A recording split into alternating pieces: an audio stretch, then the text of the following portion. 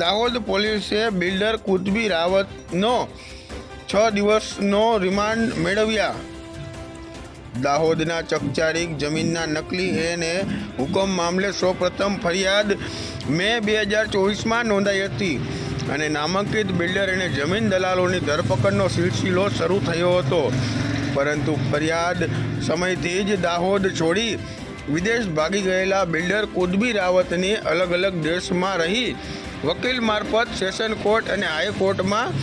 જામીન આગોતરા અરજી મૂકી હતી, પરંતુ અરજી રદ થઈ હતી। બિલ્ડર લાંબા સમય સુધી હાજર નહીં થતાં પોલીસે મિલકત ટાંચમાં લેવા માટે નોટિસ પણ આપી હતી।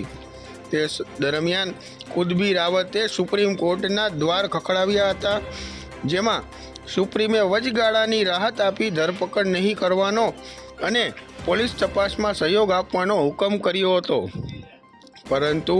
પોલીસે વિગતવાર ફાઇલ તૈયાર કરી સુપ્રીમ કોર્ટમાં સોગંદનામું રજૂ કરી કુતબી રાવતની ધરપકડ માટે તજવીજ હાથ ધરી હતી, જેમાં સુપ્રીમ કોર્ટ કેસની વિગતો ધ્યાને રાખી જામીન અરજી ફગાવી સરેન્ડર કરવાનો હુકમ કરતા આજે કુતબી રાવત દાહોદની ટ્રાયલ કોર્ટમાં સરેન્ડર થતાં પોલીસે વિવિધ મુદ્દા સાથે 14 દિવસના રિમાન્ડની માંગણી કરી હતી, જેમાં કોર્ટે 27 તારીખ સુધીના રિમાન્ડ મંજૂર કર્યા હતા। કુતબી રાવત સામે અલગ અલગ 2 જમીનના નકલી એને હુકમ કરવાના બનાવવા મામલે ફરિયાદ નોંધાયેલી છે, જે પૈકી એક ફરિયાદમાં પોલીસે કસ્ટડી મેળવી રિમાન્ડ મેળવ્યા હતા, જ્યારે બીજી ફરિયાદમાં હાઈકોર્ટ દ્વારા વચગાળાની રાહત આપવામાં આવેલી છે, જે બાબતે પણ પોલીસ દ્વારા કાર્યવાહી હાથ ધરી વચગાળાની રાહત દૂર કરવાની તજવીજ હાથ ધરી છે। બનાવની હકીકત એ પ્રકારની છે કે મે 2024માં એસડીએમ શ્રી દ્વારા દાહોદના રળિયાતી ગામના સાંગા ફળિયામાં આવેલ જમીન રેવન્યુ સર્વે નંબર 376 પૈકી 4 એ જમીનમાં એસડીએમ શ્રીના ખોટા બનાવટી હુકમ આધારે પ્લોટિંગ પાડી જમીન લોકોને વેચી આર્થિક લાભ મેળવી સરકારને નુકસાન કરવા લગતનો કેસ દાખલ થયો હતો, જે અન્વયે આરોપી કુતબુદ્દીન નુરદીન રાવત જેઓ બનાવ બન્યો એફઆઈઆર દાખલ થઈ તે વખતે વિદેશમાં હતા અને ત્યારબાદ તેઓને જાણ થતાં તેઓ ત્યાંથી બારોબાર અન્ય દેશમાં જતા રહેલા હતા અને તેઓએ નામદાર સેશન્સ કોર્ટમાં આગોતરા જામીન અરજી મૂકી હતી। જામીન અરજી નામદાર સેશન્સ કોર્ટ દ્વારા રિજેક્ટ થતાં તેઓએ નામદાર હાઈકોર્ટમાં પણ જામીન અરજી કરી હતી, તો નામદાર હાઈકોર્ટે પણ કેસના મેરિટને ધ્યાનમાં રાખી તેમની જામીન અરજી આગોતરા જામીન અરજી નામંજૂર કરી હતી। આ દરમિયાન આરોપી વિરુદ્ધમાં CRPC 70 મુજબનું વોરંટ ઇસ્યુ કરવામાં આવેલું હતું અને તેમાં પણ હાજર નહીં રહેતા કે મળે નહીં આવતા તેમના વિરુદ્ધ CRPC 82 મુજબની કાર્યવાહી કરી તેમને પ્રોક્લેમ્ડ ઓફેન્ડર જાહેર કરવા માટેની પ્રોસેસ પણ સ્ટાર્ટ કરવામાં આવેલી હતી, જે અન્વયે જાહેરનામું બહાર પાડી તેમની પૂરતી પ્રસિદ્ધિ પણ કરવામાં આવેલી હતી। ત્યારબાદ આરોપી દ્વારા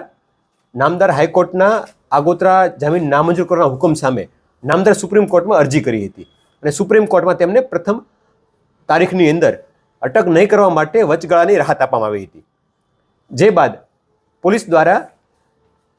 આરોપીનો કબજો મેળવવા અને તેમના વચગાળા રાહત છે એ દૂર કરવા માટે વિગતવારના મુદ્દાઓ સહિતનું એફિડેવિટ રજૂ કર્યું હતું અને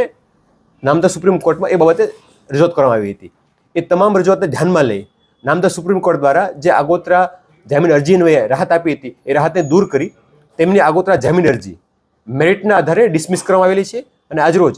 આરોપી કુતબુદ્દીન રાવત ઉર્ફે કુતબી રાવત દ્વારા નામદાર ટ્રાયલ કોર્ટમાં સરેન્ડર કરતા તેઓની નામદાર ટ્રાયલ કોર્ટમાંથી રિમાન્ડ અરજી થકી રિમાન્ડ મેળવવાની પ્રક્રિયા હાથ ધરવામાં આવી હતી, જે અન્વયે તેઓને દિન 6ના રિમાન્ડ પોલીસ રિમાન્ડ પણ મળ્યા છે અને હાલમાં તે પોલીસ કસ્ટડીમાં છે। કુતબુદ્દીન રાવતની સામે એફઆઈઆર નંબર 697/2024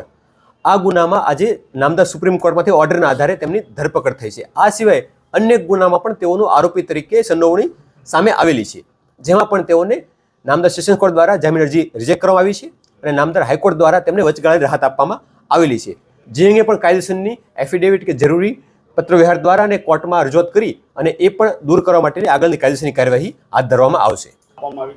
કુતબુદ્દીન રાવત સિવાય પણ અન્ય લગભગ 7 થી 8 લોકો એવા છે કે જેમને સેશન્સ કોર્ટમાંથી આગોતરા જામીન અરજી નામંજૂર થતા નામદાર હાઈકોર્ટમાં જામીન અરજી મૂકી હતી, જ્યાં તેમને વચગાળાની રાહત આપવામાં આવી છે, પરંતુ પેરિટીના ધોરણો ઉપર જે સુપ્રીમ કોર્ટમાંથી આ રિજેક્ટ થયા છે, તો હવે એ તમામ લોકોની નામદાર હાઈકોર્ટમાંથી પણ વચગાળાની રાહત છે દૂર થાય તે માટેના જરૂરી પ્રયત્નો હાથ ધરી આગળની કાયદેસરની કાર્યવાહી હાથ ધરવામાં આવશે।